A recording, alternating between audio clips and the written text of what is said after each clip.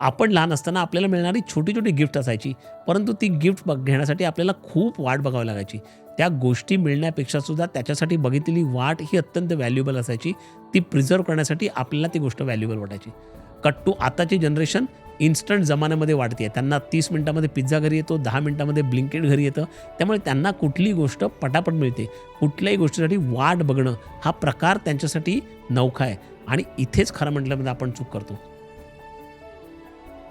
As a parent आपल्याला असं वाटतं, की आपल्याकडे बऱ्याच गोष्टी नव्हत्या. मग तशा प्रकारची स्केअरसिटी आपण मुलांसाठी पण निर्माण करायला पाहिजे. त्याच्यातनं खऱ्या अर्थाने ते त्याची व्हॅल्यू करणं शिकतील. परंतु ही मुळात चूक आहे. आपण त्या गोष्टी स्केअर करणं हे इम्पॉर्टंट नाही आहे. कारण या इन्स्टंटच्या जमान्यामध्ये त्या गोष्टी आपण दिल्या नाहीत, तर ऑनलाईन जमान्यामध्ये त्या गोष्टी त्यांना मिळतील. त्या गोष्टींची वाट बघणं, त्या गोष्टी अर्न करणं, त्या गोष्टी स्पेशल वाटणं, ह्या प्रकारची मानसिकता त्यांच्यामध्ये तयार करायला पाहिजे. म्हणजे एखादी गोष्ट तुला मिळणार नाही असं सांगण्यापेक्षा एखादी गोष्ट तुला मिळेल, पण त्याच्यासाठी तुला 2 महिने बघावे लागतील, वाट बघावी लागतील किंवा एखादी गोष्ट आपण दिवाळीमध्ये करूया किंवा एखादी गोष्ट आपली पहिली टर्म संपल्यानंतर करूया.